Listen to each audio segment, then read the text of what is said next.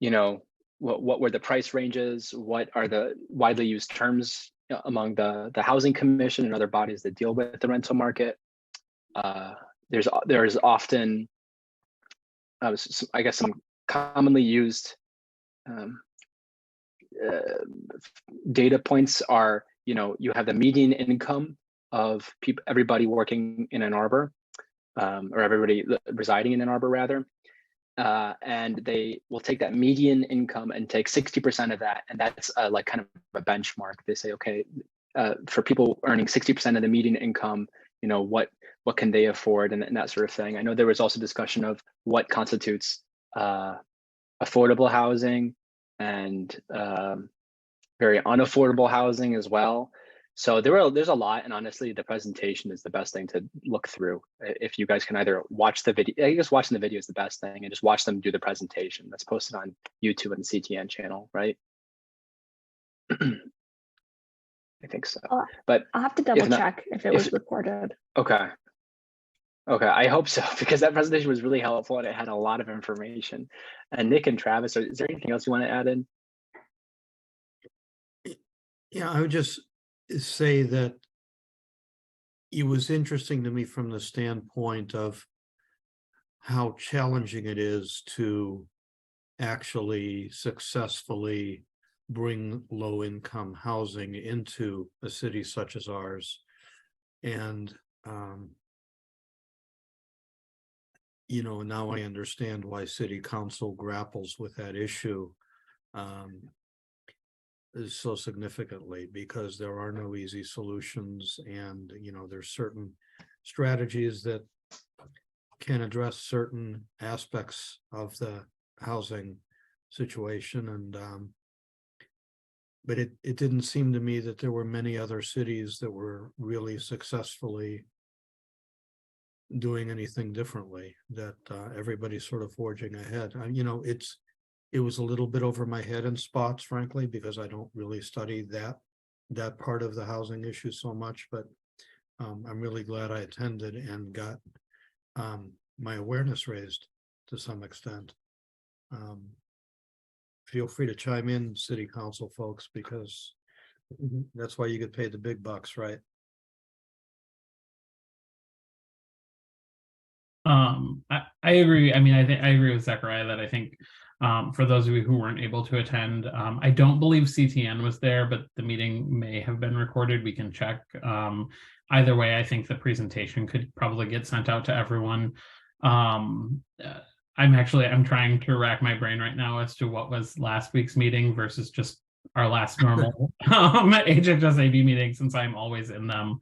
But yeah, I think there are definitely opportunities for us to kind of continue collaborating with that group. I do know that one of the additional things that we were reminded of during that meeting is one of the liaisons who's been able to attend this group is stepping off of HHSAB, and so they are looking to identify a new person who can kind of go back and forth between the two to have that connection maintained long term. So hopefully we'll have a new person to be able to introduce here soon.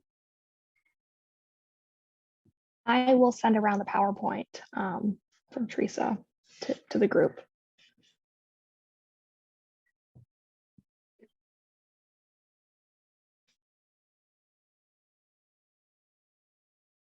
I also don't want to promise extra work on staff, but I think that if you guys are reviewing that and see things that you have questions on, or want to learn more about, I think I have generally found that Teresa and Jennifer Hall are both super interested in talking to people and walking folks through things and helping them get an understanding. So if that time didn't work for you, but you're still interested in learning more, asking specific questions about the presentation, I'm fairly confident that they would be willing to set up some time with you to chat. I agree. I think some of the best resources on the topic. So.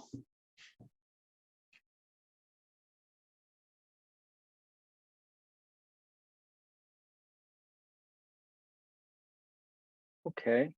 And the next thing you said, Kristen, was the right to renew update, right? Yeah, could kind of move through the agenda items. Nothing would require action except minutes or the work plan if you chose to approve it. So you can move through the agenda just as discussion items for now. Okay, thank you. And I think at the end, maybe we can have a quick discussion about how to make sure that we meet quorum consistently as a body. So yeah, the update on right to renew. I suppose I could turn this over to our council members on this. If either of you would like to talk about the passage or any notes about that. I've been talking a bit, Elizabeth. Do you wanna give an update, or do you want? It was approved. I mean, I don't know what else to say. It was approved. When Okay. Finally. When's the effective date?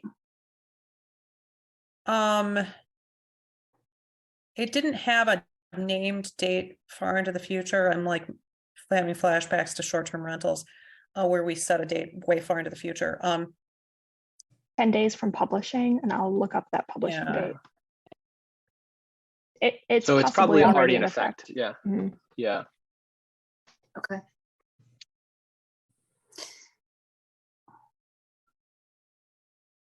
Anything else to add, Travis?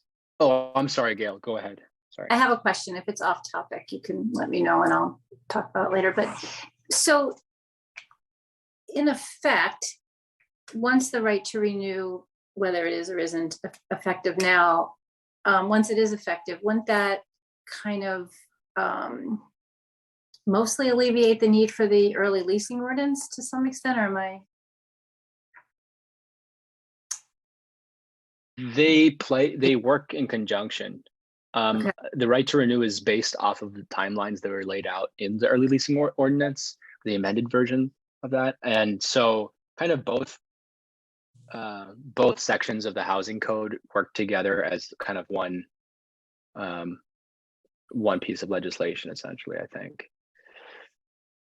Yeah, I would agree. I mean, I think there are still protections in the early leasing ordinance around entering the premises and things like that for existing tenants, that the right to renew now kind of grants them some additional protection, where before, essentially, a landlord who wanted to get around the early leasing ordinance could have simply rented the property sight unseen to someone else before then.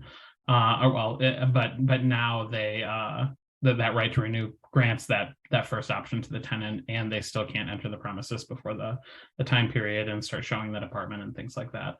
So I do think they play off of one another. On that front, also, I'm working with the administrator right now to try to get a report of complaints that the city has received from the early leasing ordinance so that we can have it for this body as well. And so I'm working with him right now. It doesn't sound like we're going to need to take like a resolution to council or anything. It sounds like they're going to work on pulling it together for us. But if we need to, I have drafted a resolution with Zechariah, so we can do that as well. Okay, and I guess one of the questions we'll have, or once we see those, is sort of how they're interpreting the language in the ELO that says no agreements can be made before, I think it's 150 days or what have you, because I think we interpret that differently. I think that was one of our concerns, right? I mean, because sorry, let me pull up the. Yeah, could you repeat that one more time? I'm sorry. Yeah, I'm not saying it all that clearly. Let me try again. Hang on. I'm just trying to pull up the language.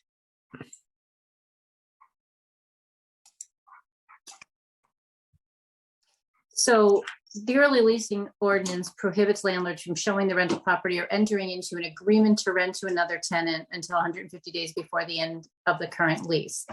I think Elizabeth, I believe you and I had talked about this. I mean, we're sort of interpreting what an agreement is a little bit more loosely, where my understanding is the city is looking at an agreement to rent as just another lease.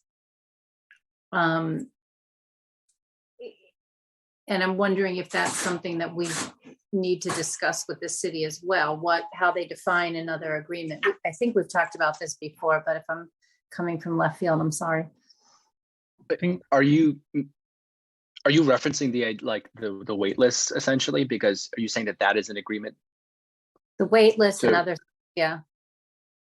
Okay, just wanted to clarify. I mean, I think we also, I don't know if this necessarily answers the question, but in Right to Renew, we also defined essentially the like agreement, the offer is that, I guess maybe I don't fully understand the question either. I know that we worked to further define kind of what constituted an offer beyond just a contract in Right to Renew. Is that what you're referencing, or are you talking about a different agreement? I'm talking about, I guess, before the Right to Renew. So that would be still this year for leases that are already in effect. The idea of what it means when a landlord enters into an agreement to rent to another tenant. So landlords are saying, I just put someone on a wait list and I told them, you know, you can have this apartment at this rate if it's not, you know, on whatever the day is in March, that it's 150 days before the end of the lease. Is that considered an agreement, or is only signing a lease agreement an agreement? Still not making sense? To me, that's making sense. Was It didn't- this a chance? So are we talking about challenges that happened this year in terms Yeah. of the violations that felt like violations, but the city couldn't recognize them as violations? Yes, Elizabeth, and I guess I'm just not sure where we are with that. Are we on the same page with the city as to what's a violation, or are we not? Or is that why we want to look at the complaints? I mean, among other reasons, but That is part of why I wanted to get the report of complaints, so that we can also see, you know, how we're handling number one, the volume of them that have come in, enforcement actions that have been taken, and then also to determine if, you know, this body is seeing kind of a difference in enforcement behind the intent, to see if we need to clarify further Okay. what the policy. okay. I appreciate it. I'm sorry to be so unclear. That's a really good question. A question, is there going to be any kind of systematic training that's going to take place as to how the Right to Renew ordinance is going to be enforced, and how it's going to be enforced in conjunction with the early leasing ordinance, and how it may affect things like wait lists, for example? So that is one of the other conversations that I know Attorney Reiser has been having with the administrator, and I have had with the administrator. I'm sure others have as well, about who going forward should be enforcing it, because as we're adding additional additional laws here with new enforcement mechanisms, they're currently falling on a department that hasn't historically had to do this kind of enforcement. And so one of the things that I've asked the administrator is to think, as we're going into kind of the next budget cycle, if we need to be thinking about how staffing might look for this as we continue to add, and whether or not that needs to be moved into the realm of the attorneys, or who should be enforcing it. And so that is an open conversation that we're having.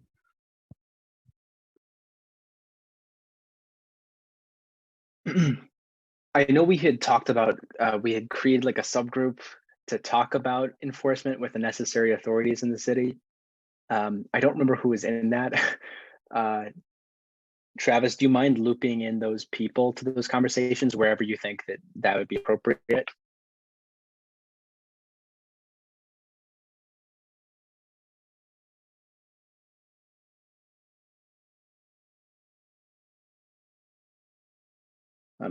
I know I definitely envisioned having training, like presentations to any landlords and to tenants as well, on how the law is supposed to work and how you're supposed to follow it, and have many, you know, like Nick said, have a systematic way of doing it. So anybody who wants to learn can learn.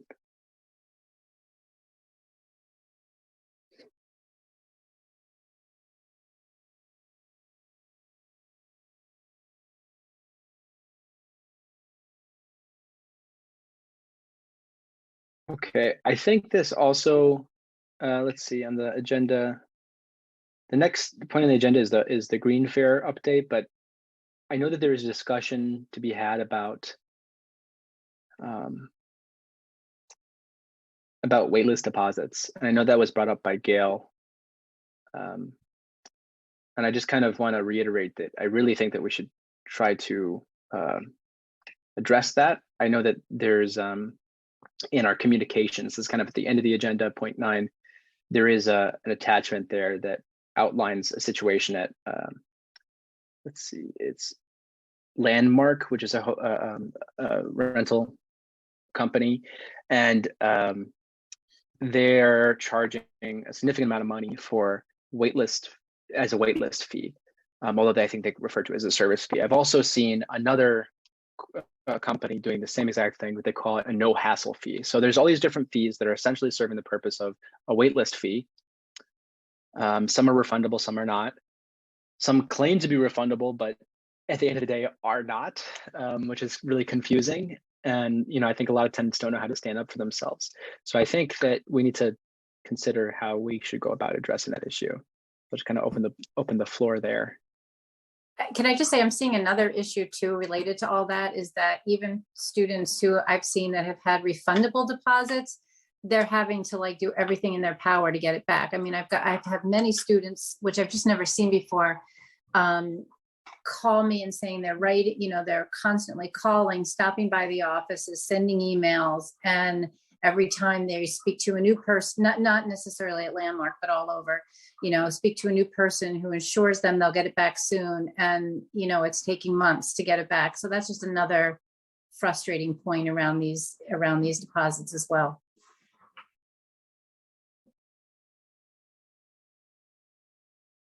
Is there a way that can be regulated?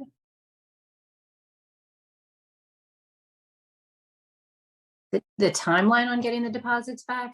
Yeah, that's what I wonder. Or if I wonder, yeah. I don't know the answer to that. I mean, I know that, the remedy when we can't make any progress is to file in small claims court, and it's, it's silly, but that's what we end up doing. And I do everything, short of that to avoid having to have them file, because that's just then fees that they have to pay to file. So I don't know if it's something that can be regulated or not. Gail, I have a question, and then I'll pass off to Richard. But when you bring up small claims court, so what's the process that you usually recommend for people when they're in that situation? Do they, what's step one, and then what are all the steps up until the small claims court, and what % of the time does it actually get to small claims?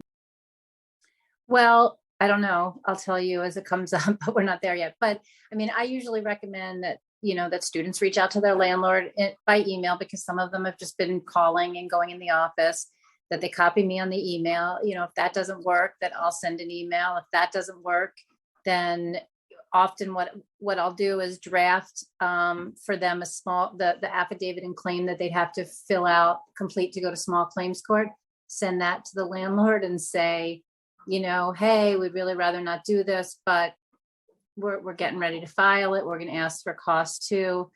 I've just sent out a bunch of those letters, so I don't have the answer on whether that's a successful plan yet. But I mean, this is fairly, I mean, this weirdly new, because I mean, I've had struggles getting security deposits back for tenants, but this is just so clear that the money is owed to them and the process is taking so long. So I don't know. I'll let you know how it's going. Thanks. Is there I mean, this is where a strong tenants union would be really useful. And, I know that, they would shine the light on landlords who are typically abusing these kinds of late fees. They would do education for tenants and students in this area. And in terms of the legality of it, my instinct is that once right to renew takes effect, that it would be improper to even seek a late fee from a current tenant to hold that spot, right? Because in essence, it's a right of first refusal for the current tenants before it can be offered to anybody else. So why would you need to get on a wait list, right? If you're there, I can't think of any reason why you would have to. I don't know if anybody has a better answer than that, but I would just say I agree with you that it is improper, but I don't know if it's illegal. And I think that even if it is illegal, I think that it might be tried. In some cases, I've spoken to tenants who were not first in line for an apartment, not second in line, but like third or fourth in line. And they're almost certainly not going to get those apartments, but the landlords are still accepting their money. And in one instance, were very, very slow. It took months to return that deposit. So while I agree with you, it doesn't make any sense. I'm concerned that it will be attempted. And I agree that landlords are going to still ask for deposits because they're going to want to have a backup plan if the tenant doesn't renew. So I think we're going to be in a similar situation where they're being charged whatever it is, $250, whatever, to hold a space. And then, if it's refundable, some of them aren't going to be refundable. Some of them aren't going to be refundable. And if it's going to be refundable, it's going to be the same process of trying to get the money back.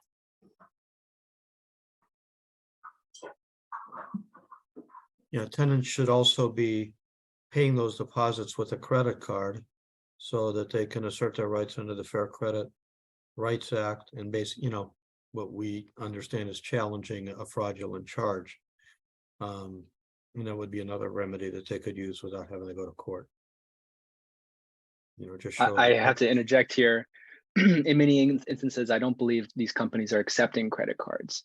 It's often through cash, check, or PayPal, or like Venmo, some kind of service like that, where I don't think that law applies, unfortunately. Just wanted to point. PayPal will, I know PayPal will investigate and return things. I know that personally because I got scammed on something and they returned my money. And it's the same kind of, but it's just another option, but it's still a hassle for the tenant, right? And we found when I was at Student Legal Services with security deposits, which are supposed to be refundable, the people who were scammed the most were international students or graduating students who were leaving and who didn't have the ability to challenge their security deposit being kept. And we actually had a threat in a class action against University Towers in order to get them to change their practice at that time because they housed a lot of international students. But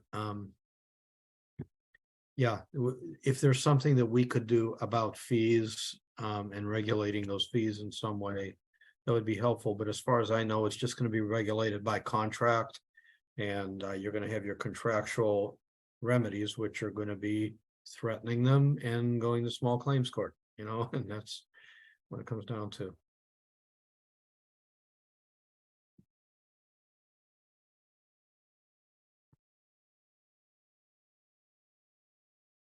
I just want Richard, go ahead. Yeah, thanks. So we in another tenant group have been talking about the waitlist issue, and I think we feel like it's just not fair to have a non-refundable fee because say someone's on a wait list because they just are interested in at least checking out the house or considering it.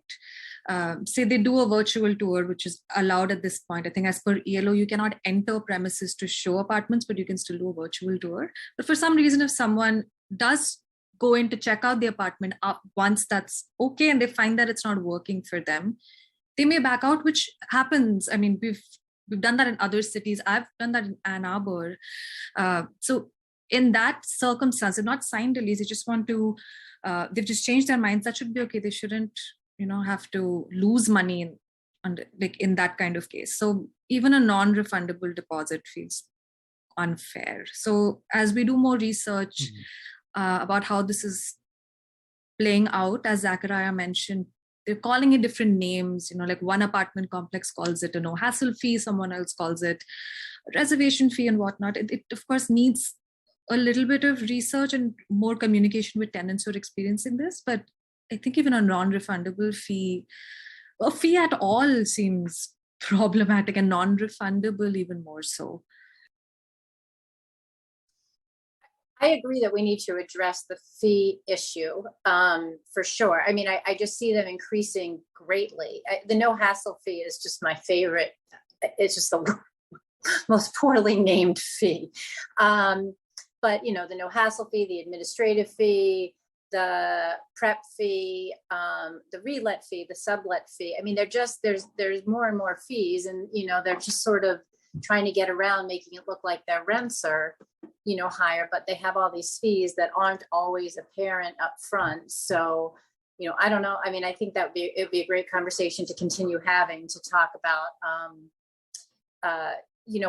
what, if anything, we can do about the onslaught of fees. I mean, because really, I've always told tenants, if you tell them you're not going to pay it and you're not going to take that's the only way, is to sort of tell landlords, this fee is too much, I'm not going to take it, I'm going to go somewhere else. But the reality is the fees are everywhere. So there's very few landlords that don't charge something.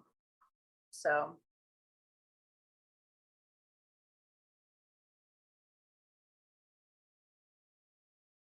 And also, I did speak to our state senator about this, who has previously been very involved in rental issues, and still is, I think, to an extent. And he expressed concern that a lot of people are paying these cleaning fees before they move in, and those aren't actually illegal.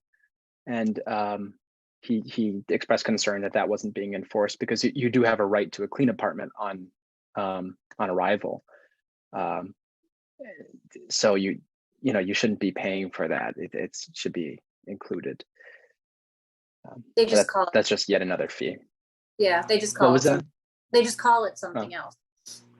Yeah.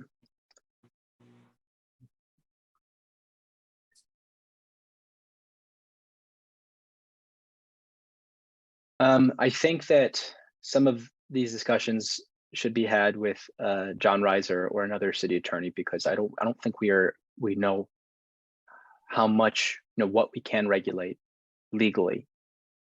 I know that's been expressed to him previously, and I think he's been looking into it, but I haven't checked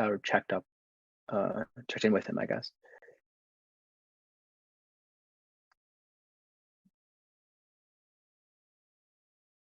Any other points of discussion on right to renew or the fees?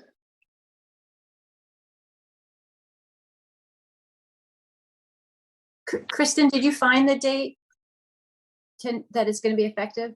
Yes, it was effective on the 16th. So Sunday. Thank you. Last week Sunday, or this week, earlier this week. A couple days ago.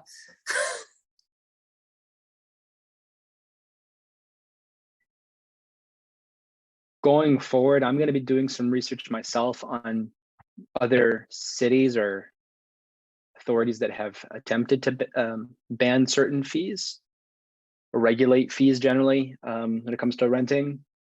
If anybody else is interested in helping with that research, that'd be much appreciated. Gail, okay. Yeah, anybody else, just send me an email or text.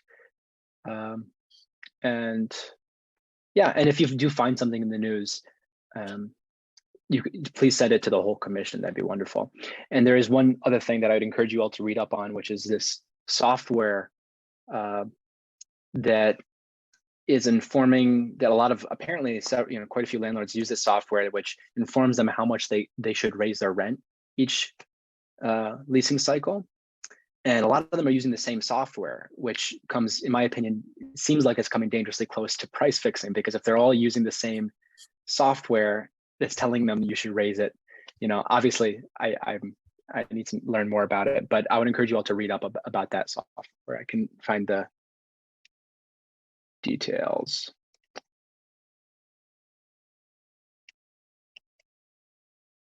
I just want to find the name for you all.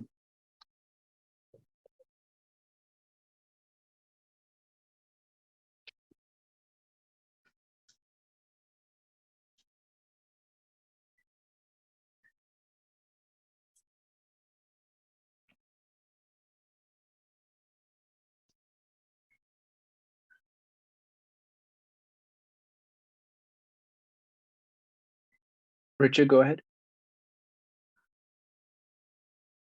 I think the company is called Real Page, and they've been selling this software, or they've developed it.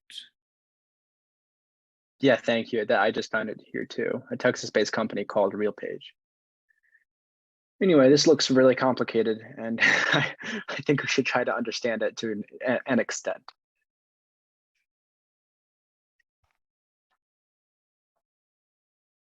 Anything else on right to renew or fees? Okay, we'll move on to the Green Fair. Kristen, Hannah, and I were there at the Green Fair. Is it improper for me to ask you, Kristen, if you could share what your impressions were of that experience?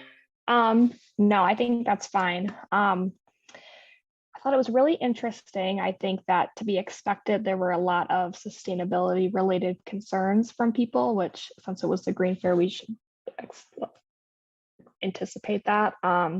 Something interesting I thought when I was having conversations with people is that several people brought up like wishing there was a resource for people who maybe don't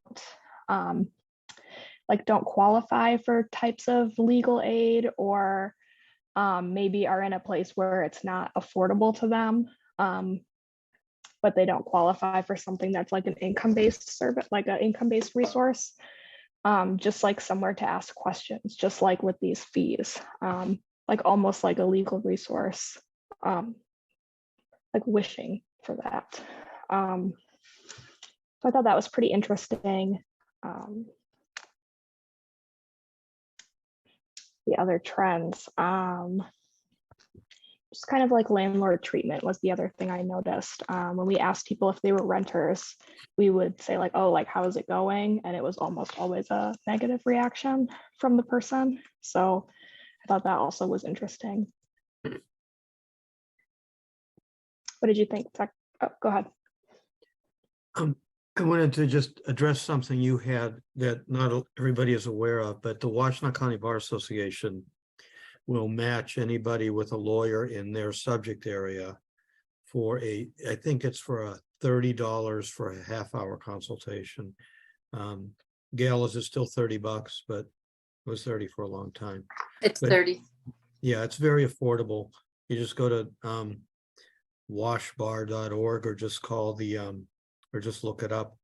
And most counties have that resource, you know, attorneys doing very, very cut rate for, you know, and you can get your questions there. It's not free, but it's certainly affordable. And a lot of times that's all folks need is just a question and answer. I'm going to try to drop that resource in the chat. So while we're talking.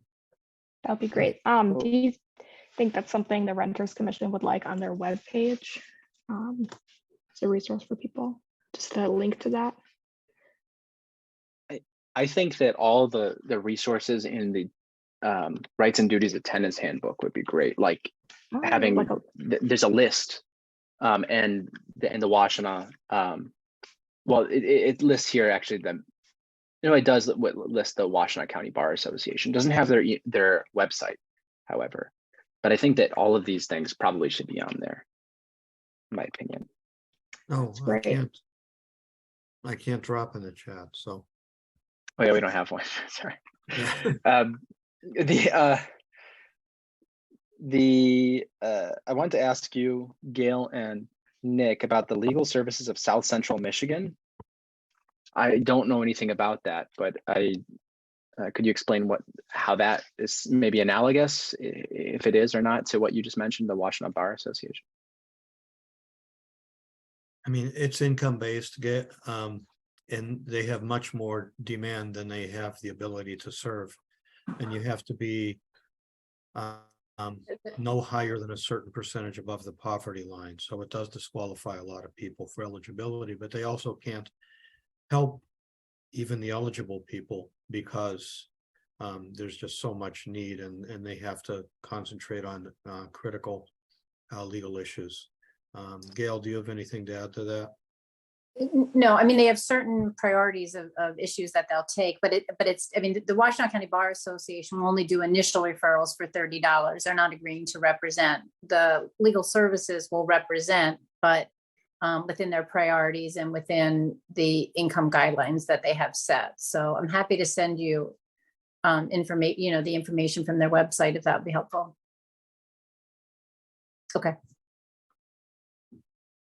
Yeah, Gail, maybe you and I can put together a little list of legal resources or something that where people can get assistance for a low or moderate cost or no cost.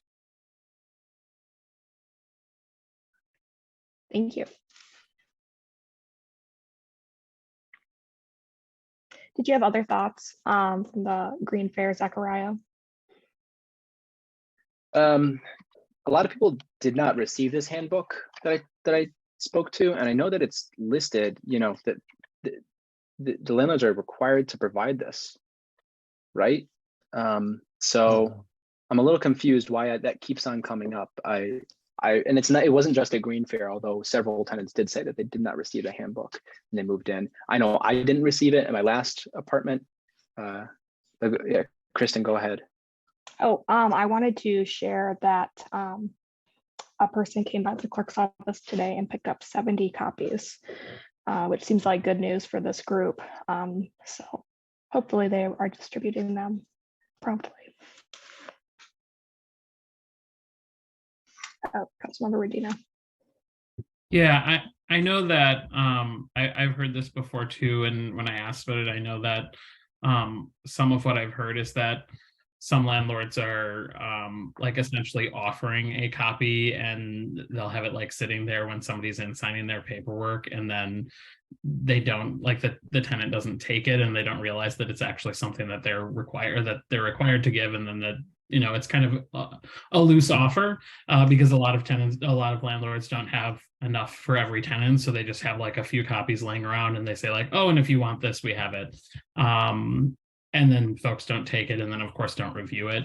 And I think I've also heard, I would have to check again, but I think I've also heard that they'll like sign something where they can say that they can provide it electronically, and then it will come in an electronic version, as opposed to getting an actual physical copy, which of course, folks might be more likely to look past than if they were actually handed the booklet.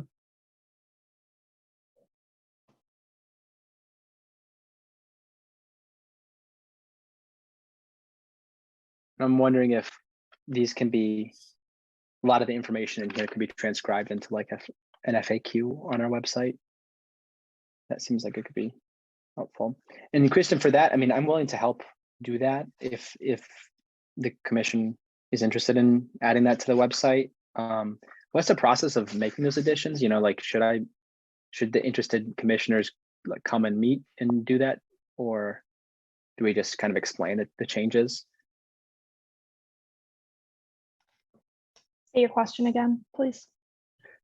What's the process of making changes to the website? Oh, just ask me and I'll make them. Okay, thanks.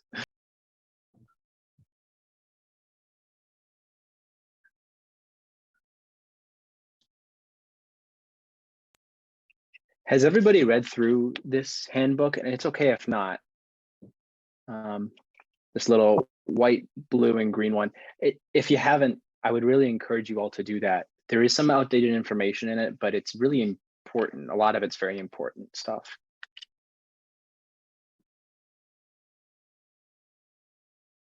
And you can, Kristen, where can they find that, the handbook?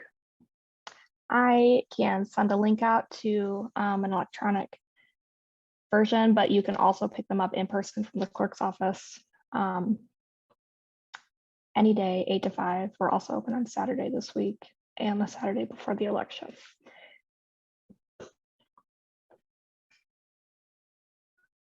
Councilmember Nelson. Thanks. Yeah, I was going to say, I've been working on a research project, and I found an article just today that's relevant here.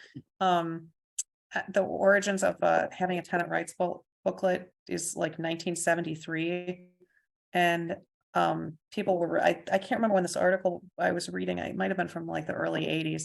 Folks reflecting on the origins of the tenant rights booklet talked about how in 1973 there was political pressure to actually leave stuff out because there were folks who were saying that they did not want tenants to know all of their rights. I'll see if I can dig it up. I've been trying to collect links in a place. I'll see if I can find it and I'll share it because it was really something.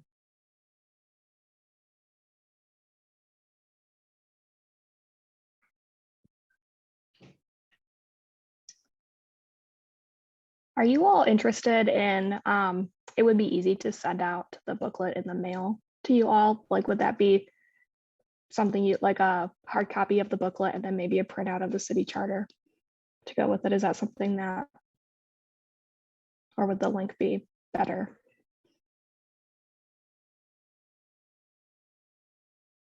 Either one. The link's fine with me. Okay. I have copies somewhere. Yeah, same here. I think the link for both are fine. I obviously have the physical one of the booklet, but not the charter. And I think the link is just good. Okay. Just don't want this really cute bound copy of the charter. Wow, a rare Sitting on my desk. pocket-sized edition. That's exciting.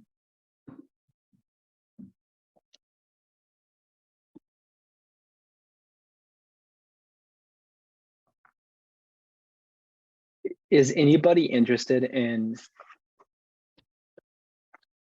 going through and trying to figure out how to update this booklet? I feel that a small group of people who kind of like delegate that to a group of people would be really good. Is anybody interested in reading through the charter, kind of and reporting back to the commission about what the process is like? We could,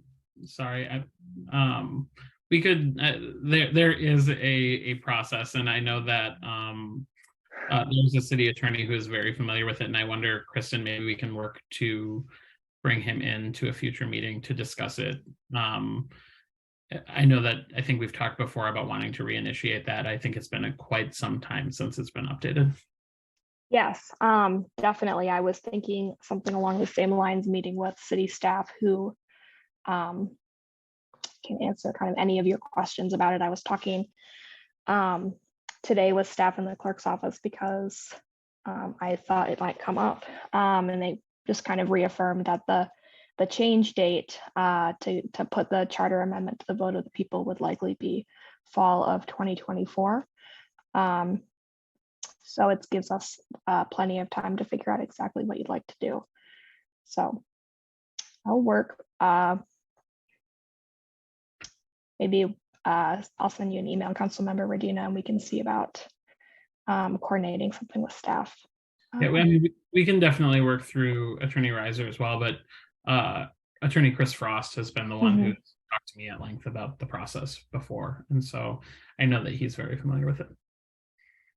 Yeah, maybe December or early next year. Cool.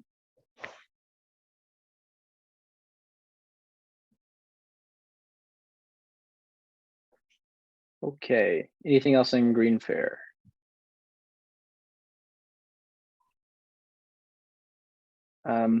I did meet with the chair of the Energy Commission, John Mirsky, about some ideas regarding energy efficiency and rental units in the city. I think he'd be a good guest speaker in the future, since he's really, I guess he's been getting into the various housing codes, like building codes rather, that regulate efficiency, and that's really important in the city. Okay. Well, then we can move on. The work plan update, Kristen, I really appreciate. I'm guessing you're the one who put that work plan summary together, right? Based on the results.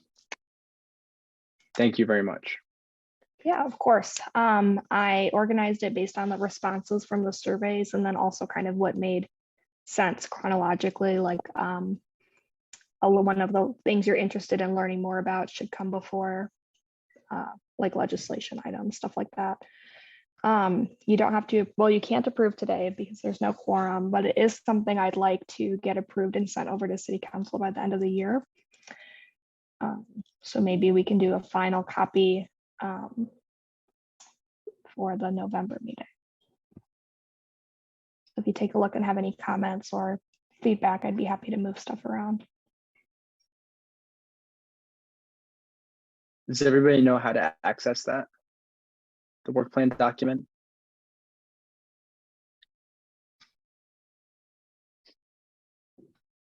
I have a question about the document. Can we discuss like just comments and questions? Okay, so yeah, thank you, Kristen, for organizing it that way. It was really clear.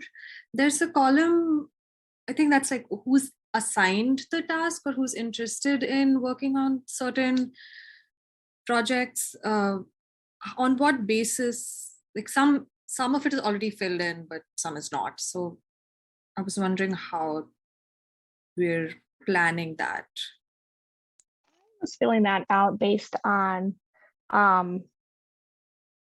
like maybe who has said those things to me most frequently or like reminded me about them the most. I'd be happy to add anyone to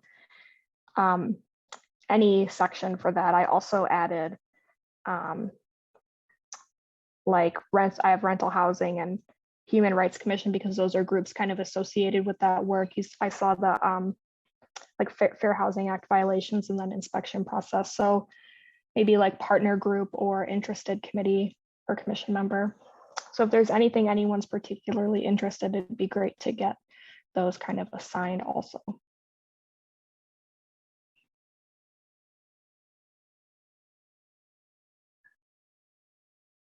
I have a follow-up question. Do you think the assignment should happen like via a vote or something? Or like if right now I feel like I'm interested in something, should I email you or voice it immediately? For example, I think there's some priorities around housing quality, like maintenance and or housing inspection, things like that. It seems like as of now, there's no name assigned to it, but I know a lot of us feel like that's an important thing to work on. So like that's an example of something I'd be happy to sign up for. Yeah, I think that for some of these items, forming some informal subgroups like you have formed already, like with waitlist deposit, is a great way to be able to move work forward without having to hold public meetings to talk about kind of your research and what you've been working on. So I'll put you for sure as an interested member for that item, and then maybe we can work to establish a small group. Cool.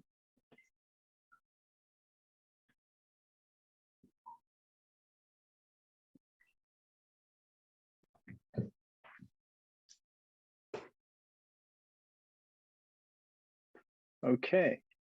Any other questions about the work plan? Please do review it and think about these ideas. And if one stands out to you, something that you would like to take on, that would be wonderful. But I think we'll have to review that in the next commission meeting. Okay. Then we have early leasing ordinance materials with an attachment that I encourage you all to open.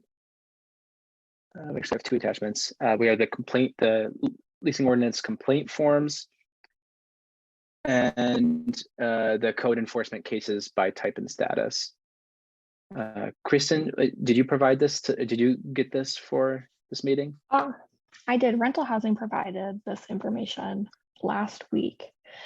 So I didn't have a chance to organize it or pull from it. I just really only had time to redact. So if you're interested in like a more formal report, which it really sounds like you are, that's something I'm happy to also try to get. Yeah, I see here that like all of these cases are in legal. Do you have a better understanding of what that means? I don't, I'm sorry. Okay. I would Sorry. say this probably likely isn't super helpful. Not resolved is how I would Okay. take those. That's a great question for John Reiser. I can follow up with him tomorrow. Okay. Yeah, it looks like the vast majority of them are, it says that they are illegal. As opposed to some of them, which I think are indicating that they're unfounded. And I believe that the complaints are unfounded, but I'm not totally sure. So it sounds Yeah, like those are questions that, go ahead. sounds like the sorry. Renters Commission might need some more information from Reiser or Rental Housing on interpreting this information. Yes. Okay. Cool. Should one of us email John Reiser and Rental Housing Services, or is that, Oh. are you going to do that, Kristen? I'll follow up and see what I can. Thank you very much. What I can try to get for you. Thank you. Any thoughts about these materials?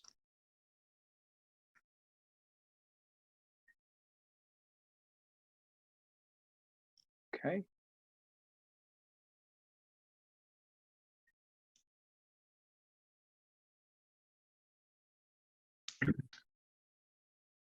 Nick, go ahead. Thanks. As I look at the list of code enforcements, are most of those landlords, those owner residents who are targets of the complaints, larger landlords? That seems to be my impression.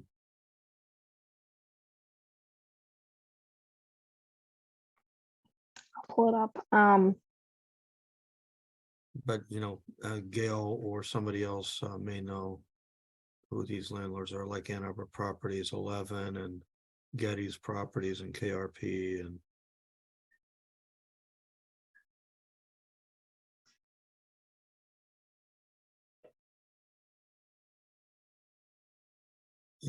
which kind of, on that just quick glance leads to the possible theory that even though they're a minority of landlords or the larger companies, that they're taking a higher percentage of complaints because maybe they have a systematic approach to how they contact tenants for renewal and etc. Yeah, I'd love to have a sense of, as Zachariah asked, what illegal means and how these cases are being addressed and closed.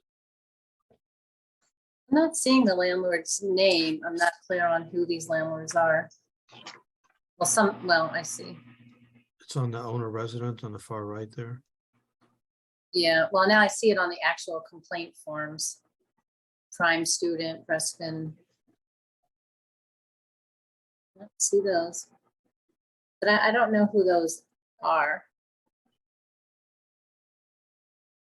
Well, some of them I do. Are you familiar with Ann Arbor Properties 11? No, I don't know who that is. But I'm looking at the but I can check. Oh, let me see if I can find out. But I'm looking at the complaint forms, which was also attached, and those say the property manager. I see Michigan Rental, Campus Management. Mm-hmm. Ann Arbor Properties says care of Prime Student Housing. So yeah, that one.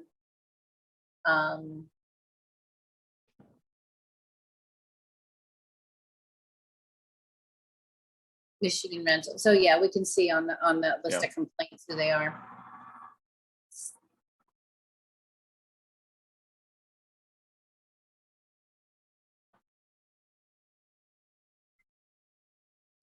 Okay. Well, sounds like we need more information and we can review this at the next commission meeting.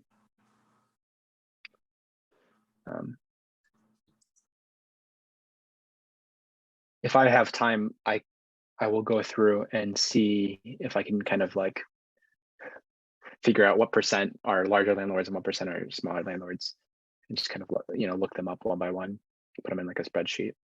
But if I have time. Rich. This might merit another subcommittee because it's a lot of information to sift through. And also I just feel like I don't know if the building or the property is registered under the name of a limited liability company, it's kind of hard to even find out who is like the larger, like the parent company, things like that. I might be mistaken, but I've heard that if it's registered as an LLC, it's sometimes harder.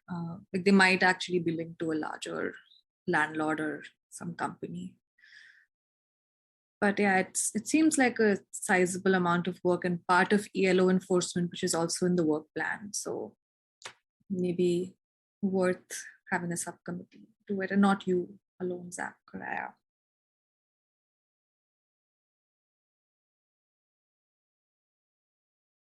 Okay, well, if anybody's interested in trying to kind of sift through this stuff until we get answers on other aspects of this information, like what aim legal means, please let me know. And then we can find a date and maybe sift through it. I'm wondering if eTracket could be helpful here. For those of you who don't know or remember, eTracket is kind of like a database that shows all these different certificates, including the certificate of compliance, which is required for landlords to rent out any rental units. That's sometimes abbreviated as COC, certificate of compliance. So if you ever see that in a document, that's what that means. Richa? That's exactly what I was doing just now. I went to eTracket and I put in one of the properties, but it's like whatever is in the ELO report, the one that Kristen shared, it seems like they're registered in a similar manner in eTracket. I wonder if that's all linked because it's also the parcel number like in the report that we have right now and whatnot. But you're right, it seems like a good resource. Maybe it's already linked somehow with this report. So just know they're switching over the eTracket system, and they have a new system called Stream. Yeah, I can send you guys the link for that too. And I currently check both because I don't think that they fully I could be wrong, but I don't think they fully transferred everything to Stream. Let me put the link in the chat. It will take me a minute. Do stream.a2gov.org. I don't know how much is in Stream since it's fairly new, but I think that's definitely a great resource to share.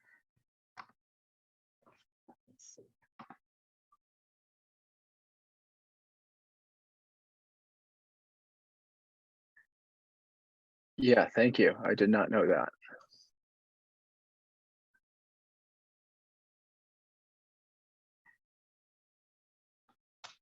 Sorry, I thought this whiteboard would be something different. I thought this would allow some sharing. Yeah, I did not think it would be like an actual whiteboard. I will close it. Thank you. You're welcome. All right. Just to recap, Gail, you and I, what was the first thing that we said we would do? Research fees. Research the fees, right, and other authorities, jurisdictions that have tried to regulate those kinds of fees, including in the state of Michigan. I'm curious to know more about that cleaning fee idea that this cleaning fees should not be allowed. And then this here, going through the complaints and figuring out which, are there, which are repeat offenders potentially, or I guess rather, I shouldn't say offenders because we had, nothing, we don't know if these complaints were found to be justified or not. So I guess, but which landlords are attracting lots of complaints on the early leasing ordinance? That'd be helpful to know. Richard, are you interested in looking at that with me? Okay. And anybody else, please just let me know. Okay. Anything else on the early leasing ordinance materials?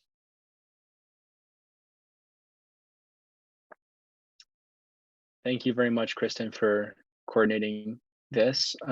Although it's not, you know, we do have questions about it. It's very helpful to at least see these two documents. Okay, then report from city staff. Thank you. The only report that I have is that there was some interest from commissioners for this meeting to talk about some of the vacancies on the Renters Commission. I unfortunately don't have any updates on that. There are the 2 landlord vacancies and 1 other vacancy. I'm hoping to have a little bit more information for you in November or some progress update. So my only report. Go ahead. For the commissioner slot, the non-landlord commissioner slot that's open, I don't think we've received information about applicants.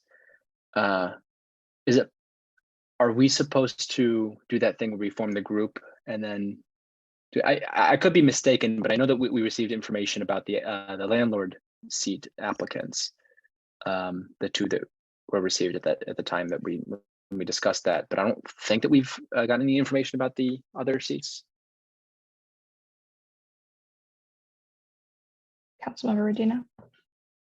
I was also just going to say, I don't remember who raised their hand as wanting to be engaged in that process. I am happy to pull people together. I know actually as recently as last meeting that the mayor asked if the commission had recommendations for the vacancies. And so I know that he's waiting to make any appointments until he hears back from us on some recommendations. And so if there are folks who want to get together to review the applications that have come in, I'm happy to work with folks.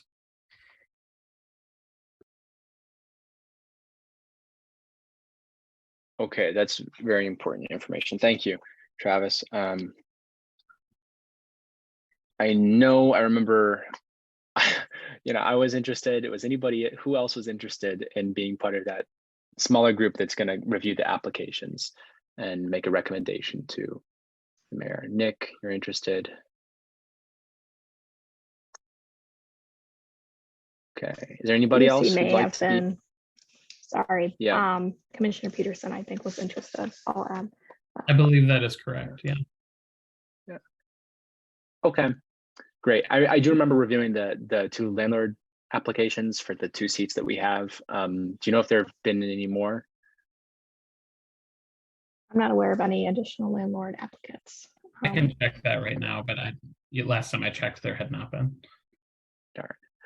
I keep on asking people to apply because I want to fill all the seats. But okay. Thank you. Then I guess we can communicate, Travis, Nick, and also with Lucy. Anything else for the report from city staff, Kristen? Nope. Wonderful. Thank you. Then our plan for the November meeting. I know we mentioned a few things that we'd like to have on the agenda, like the work plan, some further information regarding the early leasing ordinance materials that were on this agenda. Anything, Kristen, do you have any ideas of what other components will be on the agenda?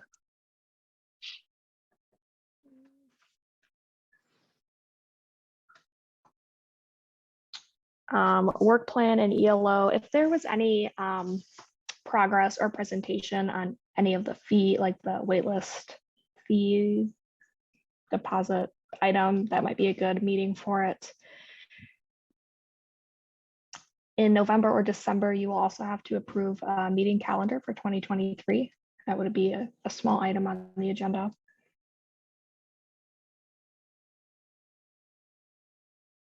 Okay. Yeah. I just wanted to add, I do feel more confident about creating some kind of presentation now that I I feel that in the past 2 weeks or so, I've received a few more, or we as a commission have received a few more pieces of information, like I guess screenshots or whatever, communications regarding those fees that could be helpful in putting together like a more comprehensive report or presentation.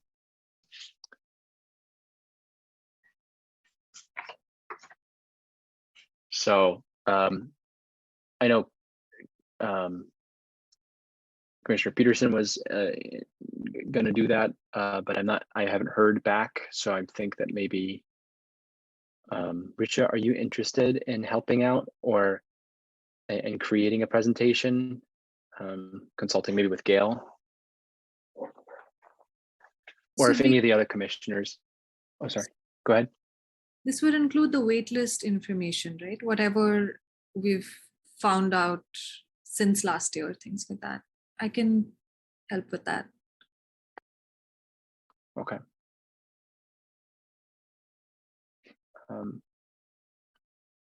And if any of the other commissioners are interested in helping with that presentation, and I'm kind of envisioning either a PDF report or a PowerPoint. Doesn't have to be super lengthy, but I'm thinking kind of a quick explanation of the different kinds of fees outside of the regular expected fees that that people have been experiencing, but specifically about I think the waitlist deposits and whatever names they go under. Just kind of have a list of those things, and a short summary of what we know would be really helpful, I think. Great.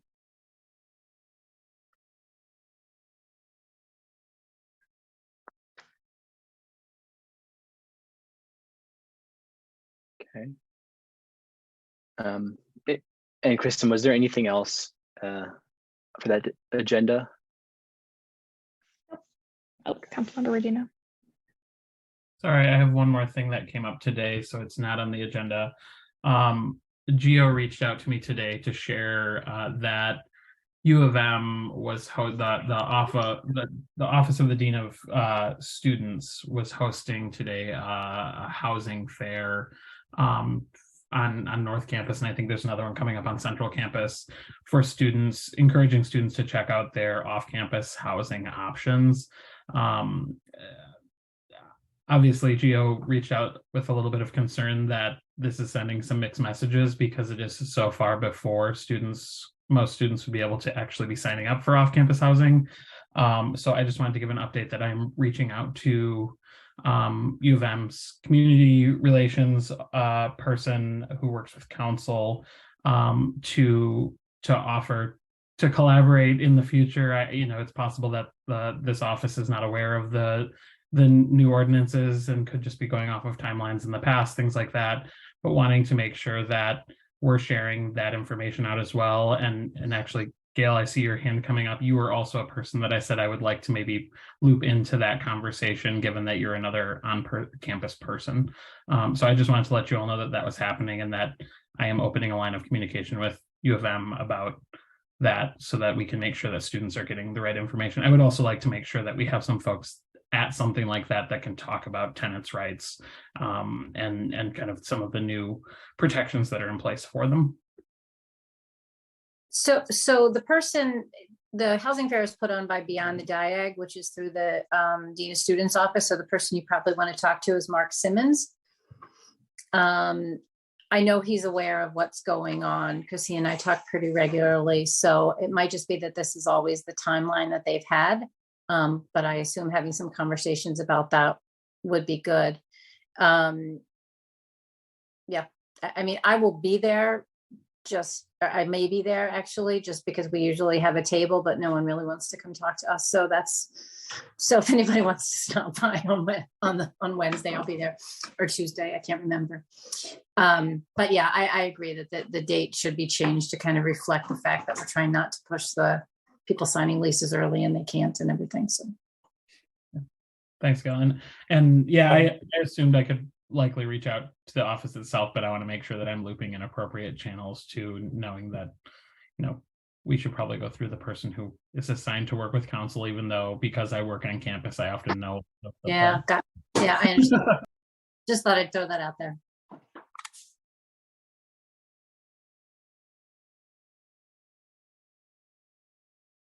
As an additional aside, I did look it up, and we have only, what I can see, we have only had one new applicant since April, and that person is not a landlord. And so we could probably do some additional outreach again to remind people that they can continue demonstrating interest, and as vacancies arise, they'll be filled on a rolling basis.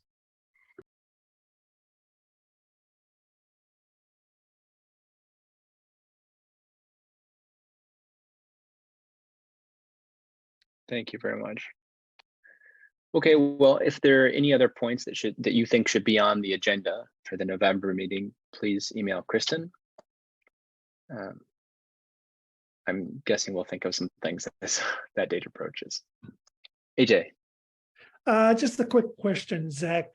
Where do we stand on town hall? Has that been officially punted until, well, obviously until next year? I'm assuming it has been, but what's the official word amongst ourselves? Yeah, I believe so. Unfortunately, I think we're gonna have to do it in sometime beginning of next year, either in sort of the winter or the spring. Is that correct, Kristen?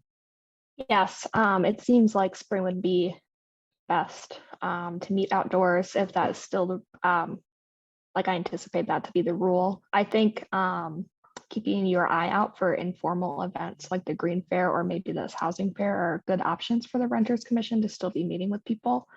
So if you see anything like that or hear about it, definitely bring it to the group. I think that is a good idea for Renters Commission representation in places like that. Richa? Would the housing fair be like the Beyond the Diag housing fair as an example? Or since you mentioned housing fair or like green fair is. Yeah, if that is something that, I guess I'm unsure if it's open to outside organizations. Just those types of events, I guess, as an example. Would be very interesting if it's open to the Renters Commission. It'd be a good idea to be there.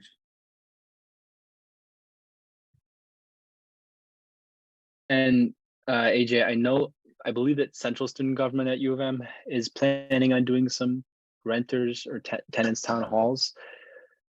I don't think they've set a date yet because they're currently collecting information through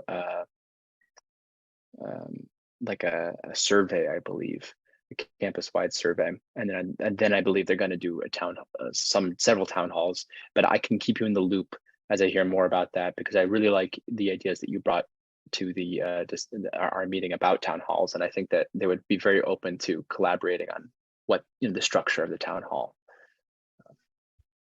Although I do think beyond just students, we also need to have some events that are facing other members of the public.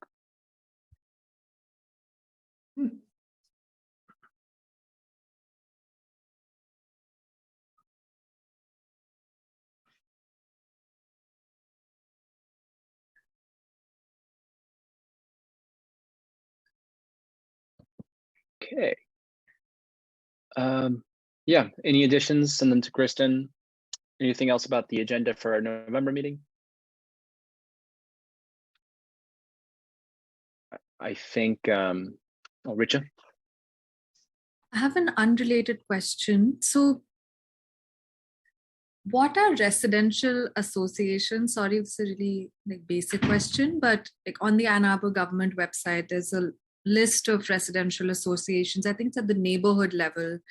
I was just unclear on who is involved in those. I know they have appointed leaders or coordinators, but how do those function? Is there any way for tenants to engage? Councilmember Nelson. As somebody I know, and I forget the circumstances, somebody I know was curious about those neighborhood associations. These are people who have just proactively contacted the city and said, look, we have a neighborhood association and I'm the head of it. It's very informal. Somebody told me, I think that it's kind of outdated as well. if you were to like look those folks up and try to contact them, some of them, some of them are outdated. Are you suggesting that like rental communities should be encouraged to organize and like be listed on the city site? Because I think that's a good idea. Is that what you were thinking? Yeah, I was wondering if there's any way, like ideally there should be like tenants should know each other at the neighborhood level. And if that's a place to, if that's some infrastructure that's already in place and tenants could start plugging in. Oh, yes. The one thing that I think does happen with neighborhood associations is the collection that the city has on record. They do contact those leaders on record when there's something going on that's within the neighborhood generally. Somebody was telling me that they got notification of something that they think they got notification because they are designated as some neighborhood leader. But that's the only interaction that I know of really between the city and those contacts that you saw listed on the city site. I don't think that there's a lot of activity that goes on between the city and those contacts. I think that's correct. I don't think the city keeps track, like does any sort of maintenance to see if they're still active, but they do definitely accept them and add them to the list, and then notify kind of like a rolling email list, public planning commission, public hearing, stuff like that. Councilmember Rodino. Yeah, I was just going to say, I know that the process of getting one established seems to be, there's a like a registration form that you can fill out with the city. We have a couple in Ward 3 that are relatively active, some newer than others. And with them, I think the website includes a map of like what the area is. And so renters who live within the established ones, I think should absolutely get involved. I think to the extent that, you know, a residential building or something like that wants to try to organize, to Councilmember Nelson's point, a neighborhood association, just to kind of communicate with one another. And I know the neighborhood groups, the associations, there have been times where, you know, Councilmember Grand and I have been invited to a meeting because there's a particular issue in the neighborhood that folks have been talking about.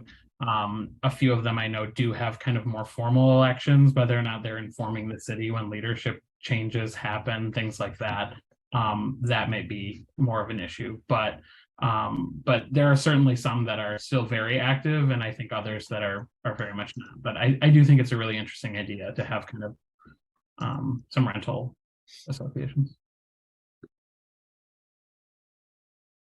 I think this kind of mirrors or ties in rather to the discussion about the Ann Arbor Tenants Union, because any sort of association that's composed of tenants is kind of similar to either a tenants association or a tenants union, you know, and that is what it is. And I know that we used to have a lot more of those associations in the city in the past, partially because I think that the organization called the Ann Arbor Tenants Union was active, and right now it doesn't seem to be. But I would love to learn more about the ATU, and I know that part of the reason why it is no longer active is because it lost funding. So I know at least, I think the majority, if not all of the funding, came from the central student government at U of M. But I would love to investigate that. I know, Nick, you know some of that information. I think we should talk about that. Oh, and one thing, I've a few times wanted to contact, you know, commissioners via phone, and I realized I don't think we have each other's phone numbers. That might be something that we should exchange via email. Kind of have a centralized sheet in case we need to contact each other. You know, if Kristen could just send out an email, just asking people to respond with that might be the most efficient. Yes, I have a list. I'll send the list, and then you can let me know if it needs to be updated. They're pulled from applications, which could be outdated by now. Yep. I have to run. I know we're wrapping up and getting close to wrapping up, but I have to run. So see everybody later.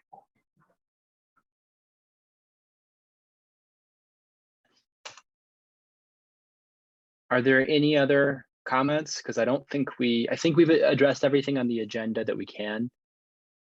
But, just open the floor in case anybody wants to ask a question, bring something up, or make a comment. Just want to ask, what is quorum for us and how short were we? 6 people, we were short 1.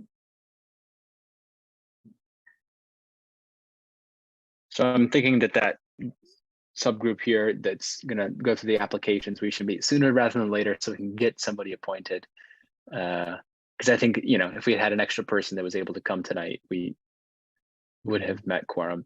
And also, I think part of the reason why I wanted the phone numbers is to send people a reminder text and kind of check in with people more directly to make sure we have a head count so we can prevent this from happening again. Also, just to make, I believe that quorum is set by the number of currently appointed commissioners, not by the number of slots. So if there is a vacancy, I don't believe the person counts towards quorum. I don't believe.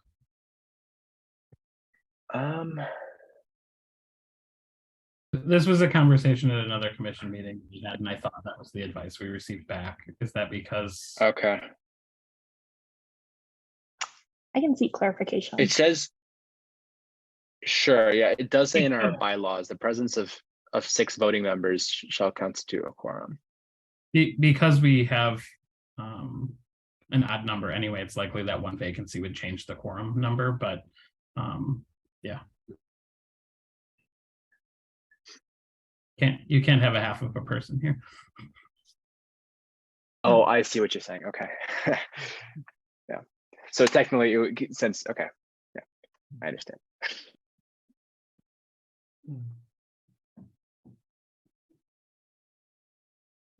Rachel? I just wanted to share that in the past couple of weeks, we've been receiving information about, we know that landlords ask tenants to renew early, but they also say that if tenants don't renew now and postpone a few months down the line, they hike the rent by a substantial percentage. And that, I don't think inflation is an excuse for that, or capital improvements is a reason. This is something else. It sounds more like intense pressure to renew early again. So just wanted to flag that this happens every year and the complaints are coming in again. So, and we don't know what to even say to tenants when things like that happen. Yeah, Zach. Oh, sorry, you're the moderator. Oh, no, I was just wondering if there's a case to be made there that's a retaliatory rent increase, because essentially they're threatening to retaliate if you don't sign earlier with a rent increase, so I don't know if that's a good legal argument or anything, but something that could be explored.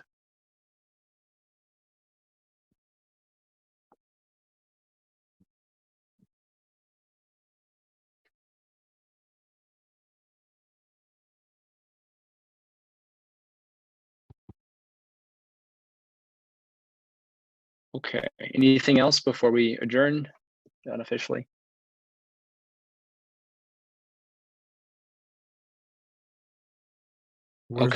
Where's our adoring public tonight? Don't we have any commenters? Not tonight. Yeah, I think I wonder if most of our commenters were attracted by the right to renew stuff, or the fact that we were just brand new. I don't know. Mm-hmm. Don't worry, we'll get raving audiences soon enough. Okay, well, I think we can just adjourn here. You all can reach out to me and any other member of the commission whenever. I think that'd be really great. We do have a couple action items. I will loop you in, AJ, to further communications about the student town halls. Okay, that'd be great. Be working. Yeah. And there's the ELO stuff and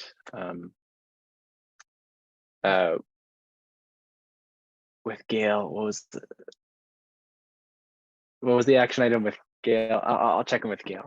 She knows. Okay, wonderful. So I think we can just adjourn. Thank you everyone for coming. Thank you. Thank you. Good night. Night, everybody.